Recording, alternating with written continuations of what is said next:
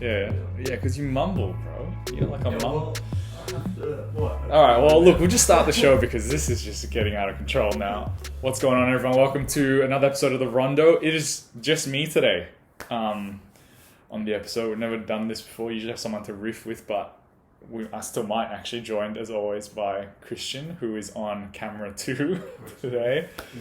In the corner. Christian, tell everyone what's been happening for you in the last couple of weeks. Well, Arsenal, the last 3 weeks, 3 on the trot after three in a row loss. Yeah. But yeah. It all started at United. Old Trafford, and also Collingwood beat your mob. Yeah, look, my sporting teams aren't doing that great. Yeah. At the moment. But I didn't appreciate the text though. You didn't have to text and rub it in on Anzac Day. Yeah, what was it? All my team beat your team. Yeah. On the same weekend. It was rough. But Cedric Suarez handball was a handball. I don't know. Admit it on camera. Look into the camera and say it was a handball. Nah, it was though. It was. Because he got done. He got done, and then he got done. They didn't even go to VAR for that one. They didn't. He scooped the ball back. Yeah. And then he dived like. Yeah. Come on. That's crazy. We rattled you. It was. I mean, you were unlucky. You had a few. You hit the post or crossbar. Yeah, and then Bruno missed the penalty. Hit the post. Yeah, that guy. And Dallo hit the crossbar. But it was a good save. It was a good save. Look, you guys are looking good. Yeah. You guys are looking, but Spurs are also looking good at the top 4. Yeah. And ever since the Russia stuff, Chelsea have been a little bit on and off at this point in time. So good. Well, third is up for. Third is up for grabs. I mean, what is it? 66, 64? I think 66 or 64. I think it's one game. Yeah. 3 points. Yeah. I wasn't expecting the result against Chelsea. Yeah, that was surprising. I think. Well, what did Tuchel say? He said we scored 5 goals and still lost. Yeah. We did give it. They gave us like Eddie's 2 goals. Yeah. And the penalty. It was a penalty. What are your thoughts on Eddie Nketiah? Because you sold Aubameyang, and then obviously Lacazette's not in good nick. So then, I mean, he's running his contract out to the last day, I guess, and he's doing well. Never rated him as a player. I thought he's always been like a tap in goal. If you look at all these goals, they're not like pure strikes. Yeah, but doesn't Arsenal need a classic number 9 to kind of lead the line, take those chances? Yeah, he's looking good. He looks in good form. Yeah, he's good form. I don't know. I wouldn't go forward with him as the number 1 if we're gonna go with that. Yeah. Well, he had that. I mean, he did that interview and said that he was captaining a lot of these players that he's watching now. Yeah. And asking the question, why isn't he getting to the first team? So a little bit cocky, Eddie. Yeah. You got to calm a little bit. Yeah, he's got a personality. He's very goal hungry. Yeah. But if you see his passion, he always wants to get the goals. But, yeah. Nah, I don't know. Not for next year. Not for next year. Yeah. Who would you bring in? This talk of Jesus. Yeah, I'll take him. You'll take him. But to lead the line. He's been playing on the wing lately. Yeah. So I don't know. I still get him. Yeah. But I reckon we still need that one big. Yeah. But there's not much out there. I don't know. There's nothing really appealing. You got Isaac. He was the talks. Yeah. During the transfer window, but he's only scored I think it's 4 goals. Yeah, I don't know. It's tough. I don't know, Jesus and maybe Ivan Toney. Ivan Toney is a good shout. Yeah, look, if you get Champions League, there'll be a bit more money available in the war chest. I've given up on Champions League, so now I'm just whatever. I'm gonna have to find another team to support if my footy team is no good and my football team is no good. The Reds. Don't know what else to do at this point in time. I just have KO Sports. I just put on random sports now because I'm like, there's not. I can't support it. Yeah, start watching surfing or something. I don't know. All right. Well, what headlines have we got? To roll with. First one. Yeah. I was gonna say. With Chelsea, the ownership and all that, Lewis Hamilton has Yes. said that he wants to buy Chelsea or have a share in it. What do you reckon with famous celebrities or like owners of companies like, what's his name, the Spotify guy? Yeah. What's his name? Daniel Ek. Yeah, Daniel Ek. He wants to buy Arsenal. Yeah. What do you reckon about that kind of culture bringing into football? I think it's interesting, like, if they're a fan of the football club, I think that comes with huge power, right? Because I mean, people with those kind of resources that love a football club, I think will make that kind of ownership a lot stronger. So Daniel Ek, obviously, when he was in talks to take over Arsenal, right? I mean, he had Thierry Henry and Dennis Bergkamp and stuff, and so he was trying to bring it back to the roots, I guess, of the success of those Invincibles. And I think he is an Arsenal fan himself, Daniel Ek. So I think when you have that connection with a football club, it wins fans over. Whereas if you look at the current ownership, Stan Kroenke, there's always that. I mean, the Glazers at United are a big one with the current protests going on. Yeah. So if there's an existing love for the club, I can understand that. But I think with the Lewis Hamilton case, why it was such a big thing was because I think he is an Arsenal fan. Arsenal fan, yeah. So that's where it gets a bit interesting, because then you have to ask yourself the question, it has to be just one. Is it just purely a financial investment? In which case, are football clubs money-making assets? So the Glazers are a good example of owners that take dividends out of a football club. So every year they take a certain amount of money out for themselves, whereas I think some of the best run football clubs is when the money goes back into reinvestment. So you reinvest in stadiums, your youth facilities, your scouting, everything around it. You create an experience around the football club with the money. So look, I think for that ownership group with Chelsea coming in to take over, I think there was, talks of Serena Williams as well being part of that ownership group, along with billionaires, but I think for a football club to be run sustainably and run well, you need people that care about it. And look, how involved, let's be honest, Lewis Hamilton is like one of the best 20 F1 drivers in the world. How involved is he going to be in the day-to-day of the run of Chelsea Football Club's running? I'm not sure. So look, I think there's cost and benefit, right? Like, you bring an audience with you as a celebrity, so you might introduce the world of F1 and the people that follow Lewis Hamilton as a driver to Chelsea Football Club because your name is attached to it. But sponsors, maybe, right? Sponsors coming in. You've seen it with Wrexham and like Ryan Reynolds taking over there and bringing a new set of eyes and a kind of an interest in that. And they've got a documentary dropping, those kind of things. But outside of the commercial, you have to ask yourself, how invested will they be in the community around the football club? And it doesn't matter how big a football club is commercially, right? But it's the people that kind of live around the area, that love the football club, that are going to be the most affected by ownership changes and stuff like that. So I think Lewis Hamilton, notorious Arsenal fan, being part of not the takeover, but the ownership group that have bid for Chelsea, it's a bit tough. It's a bit tough to swing to that fan base. Could just hijack them. Like Arsenal. You can hijack them. Yeah. No, I mean, he's an Arsenal fan. Yeah. Oh, you think it's an inside job? Job. Who knows? Yeah, that is just different level. Yeah, that's a different level. And so I think, look, it's going to be, it'll be a unique position to be in, obviously. But my gut tells me it's more for the name. And obviously, when you're at that level, you've got kind of money to throw around. I don't think he'll be as involved. I don't think he's going to be calling the shots and deciding who to sign at Chelsea. I think the hype at the start, if it happens. Yeah. But then, I think as it goes on, not much involvement. Yeah. I mean, he's England. He's. I mean, he's from the UK, and so I think there's that. But it'll be hard to swing with Chelsea fans if he's he's talked about how he's an Arsenal fan, so that'll be tough. Awesome. Good, that was a good one. Good one? Yeah. Okay.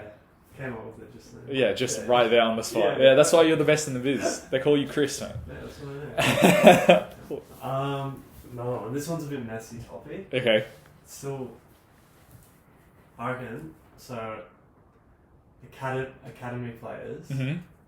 which club, anywhere, like around the world, Yeah. produces the best talent. The best talent. Yeah. And they, like, obviously, you can import and that from... Yeah. That's a good question. I think top three. Top three? Yeah. I think Barcelona have to be up there with La Masia. I mean, probably not recently as much, but you got Pedri and Gavi and like a lot of these young talent coming through. I mean, Ansu Fati is a good example of that.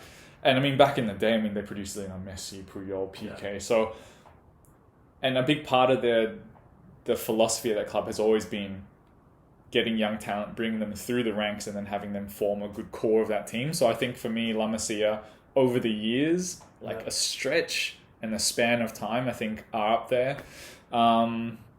If we're talking 21st century. 21st century. Oh, it is the 21st century, right? Or 20th century. Yeah. Oh, yeah, like so 2000s above. Yeah, so that's Barcelona. Is it? Yeah. This guy is lost, bro. I mean... So... Well, I mean, look, he was part of the team in success, right? And okay. Yeah. He was FIFA 09. Oh my. Yeah. This guy. Don't ask me questions and interrupt. Who's the next? They'll be up there. Okay, well, you're thinking like recent history, I think Chelsea have to be up there. Chelsea? Okay. I mean, you look Mason Mount, Tammy Abraham, Tomori, Reece James, and coming through, and this is where I know deeper. Like, you got Levi Colwill, who's on loan out. He's a great centre back that's coming through the ranks. Like, you go down that Crystal Palace player. Mark Gurhey was a Chelsea player that was out on loan that Crystal Palace signed. Conor Gallagher. See, I'm deeper, bro. I know. So I think Chelsea with Cobham and stuff, man, they got a pretty good setup and good amount of talent coming through. And it's a pity because I think when Frank Lampard was there, he was trying to use a lot of that young talent, but for whatever reasons didn't work out. And then when he left, Tammy left, Tomori left, and so. But I mean, they're succeeding elsewhere, so it goes to show that the quality of talent is there. And the last one. Can look at like Benfica. They're producing alright players. Sporting. Yeah. But, I mean, I like Arsenal. Like, I knew you were going to say, yeah. See, this was the agenda. Wait. It's the Arsenal agenda. I'm going to print you a t-shirt that says the Arsenal agenda. That's you. I am biased. Every single time. When you talk about how the loanees... Yeah. Tell me. Our academies are purely just at the club. Yeah. Yeah, and that's fair. Saka, Emil Smith Rowe, and Kedia. Yeah. I mean, back in the day, Jack Wilshere, Yeah. Aaron Ramsey came through the ranks. Yeah. Who else? So there we go. No. So Yeah. No. I'm saying like, but they're gonna be world class. I mean, look, and then you got Charlie Patino. Yeah, you got him. And you've got Ayezi. Yeah, so you've got good talent. Look, Arsenal have always been up there. I mean, Arsene Wenger's whole philosophy was having that youth come through and similar to the Barcelona style, right? Like having them form a good part of the longevity of a football club. So I think Arsenal definitely up there. I would say Manchester United. Yeah. Over time have also proven that. Who's the best? Who do you reckon? That has come out in recent time, like in your TikTok generation. Yeah. I mean, look, Marcus Rashford came out of there. Yeah. Well, under Louis van Gaal, that's when he kind of like really announced himself. He's in a bit of a tough moment. Anthony Elanga is like the more recent names, but you've got Hannibal Mejbri, Garnacho. He came on and just like... And he just stomped people. So I think United have always been known for having a good youth system and a good academy as well. So they definitely have to be up there for me. And you didn't ask, but my three worst, I reckon Real Madrid are terrible at promoting young talent. Okay. Who else would be? Tottenham Hotspur? Yeah. Winks. Yeah, so, that answered my question. Yeah. And then... Well, who else is there? Aston Villa have been doing alright. You know who, and this might be controversial, Man City. Because Man City have a great academy. They lost Yeah. Jadon Sancho. I mean, they've got like players like James Yeah. McAtee, Liam Delap. Who's the guy that plays on the wing?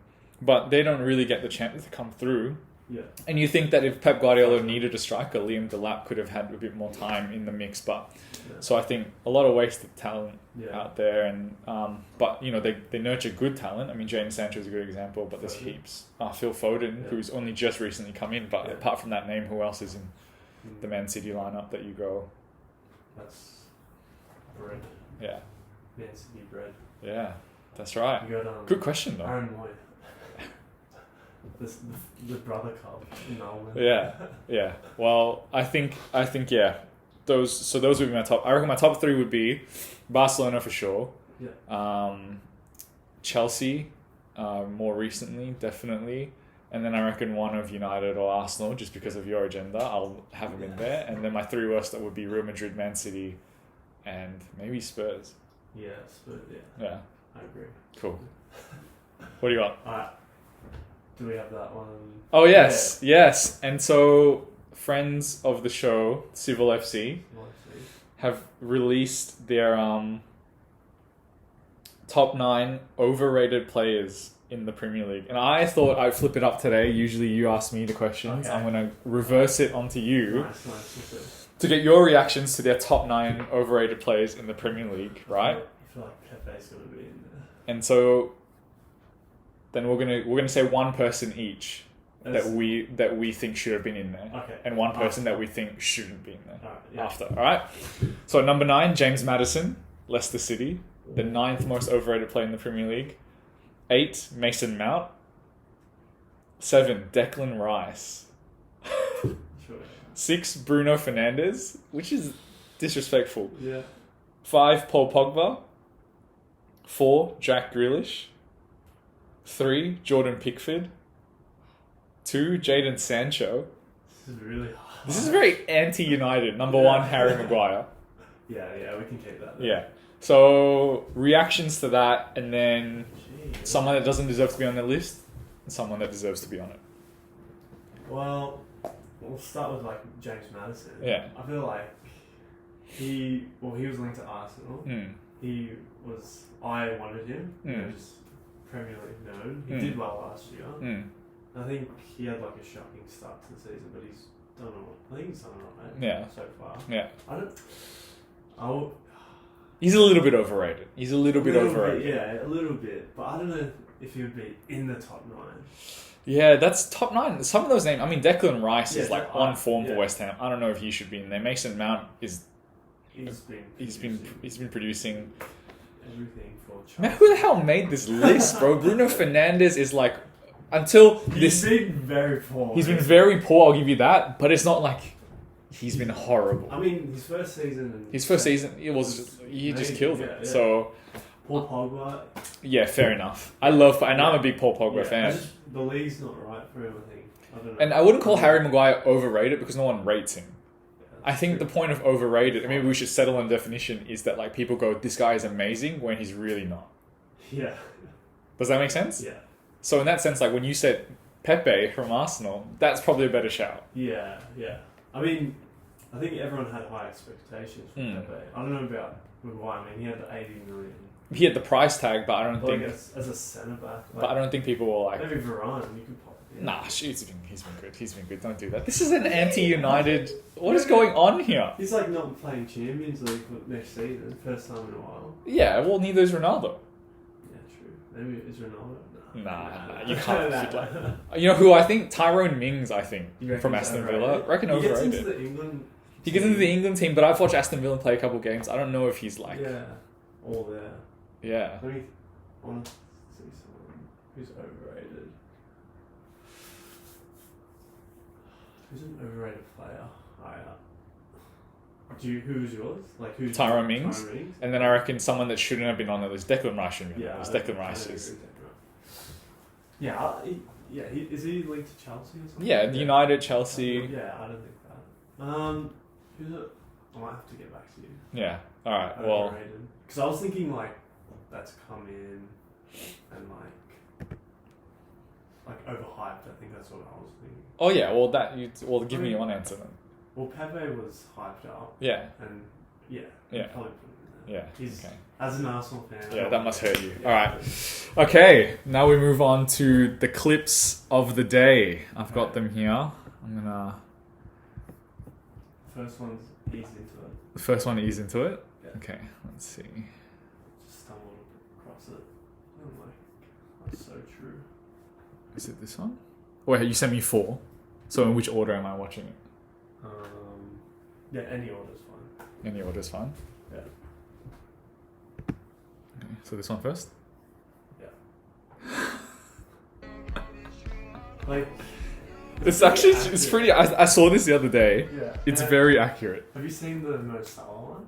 Mo Salah. No, I haven't seen the Mo Salah So one. Mo Salah without an afro is Benzema.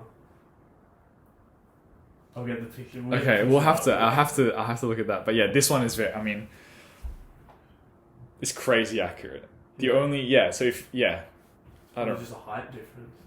It's probably just a height difference and a trophy difference. Yeah. He's going to like where Toronto. Yeah. He's not going to win trophies there. Anyway, moving on. Next one. What am I watching here? Oh, yeah, it's a bit of. This one goes for a minute, but it's a bit of A-League talent. Is it volume? No, because I'm plugged in here. Oh, okay. So what? Talk me This through. guy, he's 15 years old. Yeah. Plays for Adelaide. Yeah. He's come on to score 3 winning goals. Whoa! Look at that. And this guy's basically saying, "Can we?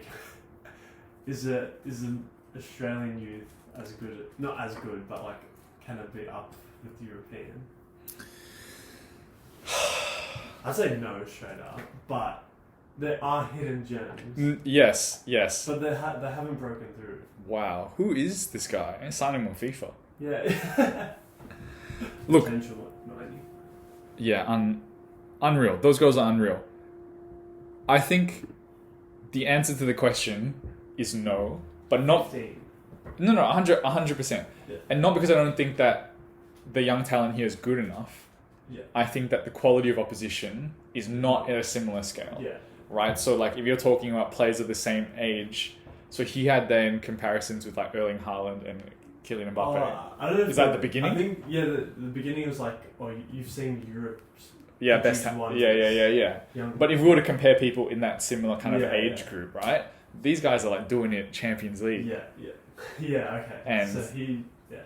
You know, but, I mean, at the age of 15, it's incredible. Like, well, I wasn't doing that at 15. I was in school. Yeah, you know what I'm saying? You were centre back, Yeah. I mean, back in the day when I was 15, I was a winger, but now Yeah. I'm too tired to do that. I mean, 2 years ago you were knocking in 9 goals for futsal? Yeah, and oh yeah. That was great. We were 10-1 down. 10-1 down. I scored 9 goals. Yeah. And then we lost 11-10. Yeah. It was crazy. Because you were keeper first. Because I was keeper, but I'm not. Yeah. Not a great team at the time.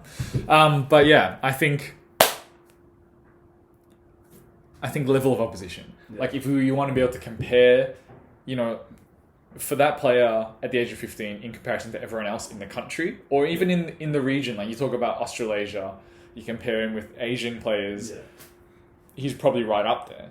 Yeah. I mean, from what I just saw of the 3 clips. But if you're trying to say that they should be getting more recognition from Europe, like that's tough.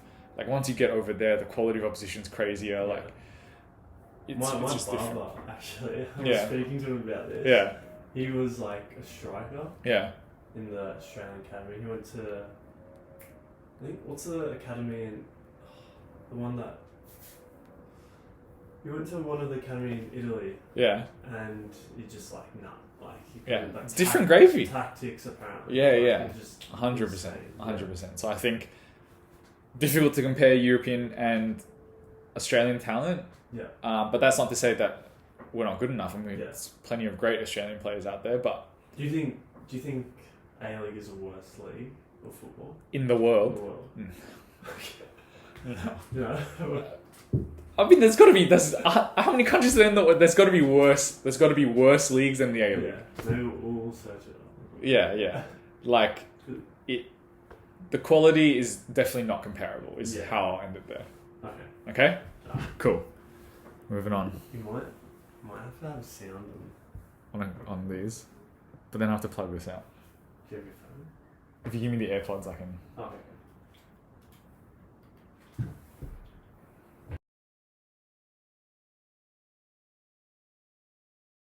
On holding to like secure the win. And when we beat West Ham, like we couldn't bring him on because he was already on. Yeah. So he was like, there was like a meme saying, Arteta didn't know how to close the game yet because like we only just won. So. Come on now, bro. Oh, not this guy again. Yeah, this is last time, but he took it to the pitch.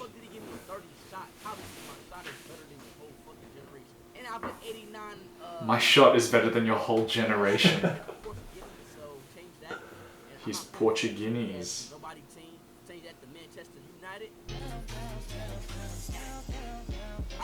Yeah, like he did alright. Like that clip actually took his ankles. What was he doing there? I don't even know what he did.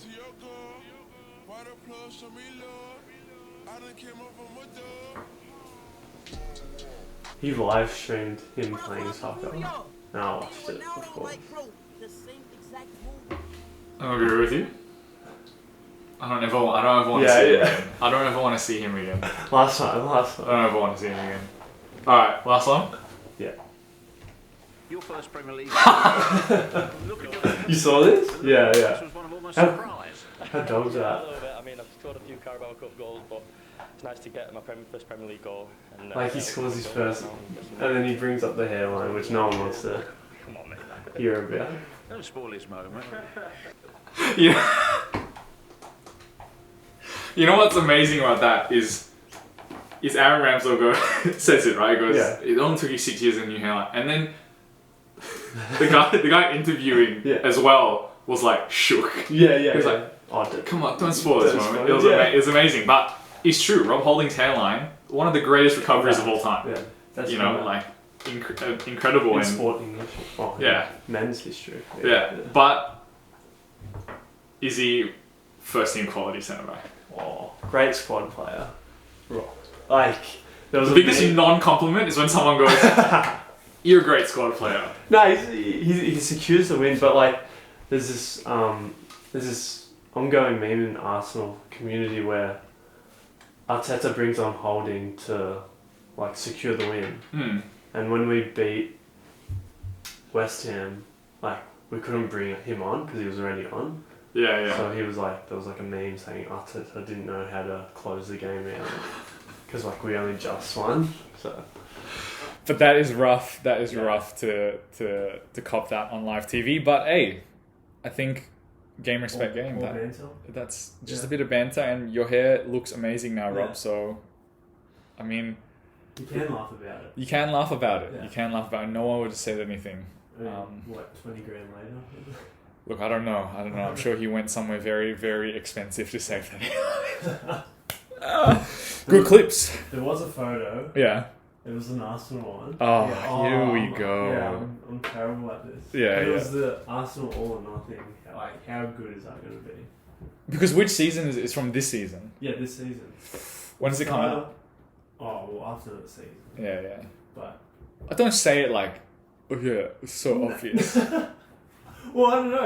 It wouldn't come midway through the season. I mean, I get it was almost the end of the season, so you'd think that, Alright, relax. You need to chill out, bro. Just because Arsenal are fourth, you're feeling good. Yeah, feeling good. Like the last time we shot, I'm like, Arsenal not making top four. And Paul was cocky. Yeah, Paul was like, hey, Chelsea's safe, man. Yeah, Chelsea is safe. Yeah. Well, Well, look at you now. Look at you now. Look at you now. So, to end the show, we always do Artist of the Week. Yeah. And Christian, this week, my Artist of the Week is Holly, or her Instagram handle is HollaFC. She does amazing kind of hand-drawn stuff, portraits of footballers. She's done Saint Maximin. She's done Saka. Okay. Jack Grealish, I think, maybe. Where's she based? She is from the UK, but lives in Finland. Right. Okay.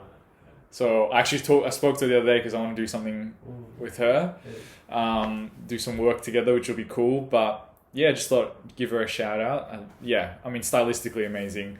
Yeah. So make sure you go and show Holly some love. But that's it. Yeah. Another episode of the Rondo in the books. Christian? Going to Colombia? No. Yeah, we should end on that story. So, Christian gets a DM from... I don't really know how it came about, but Christian gets a DM asking, if he'd be interested in going to Colombia with some team to go and film for how was it? 2 weeks. 2 weeks, like fully paid for, and record a documentary for this team. And so it's just funny because out of nowhere, you're now known in the space as Chris the camera guy. And you're this guy though. No. But you didn't want to go to Colombia. Oh, I mean, I'm going away during that period. Yeah. So. Is it anywhere as nice as Colombia? That's it. We'll see you next time.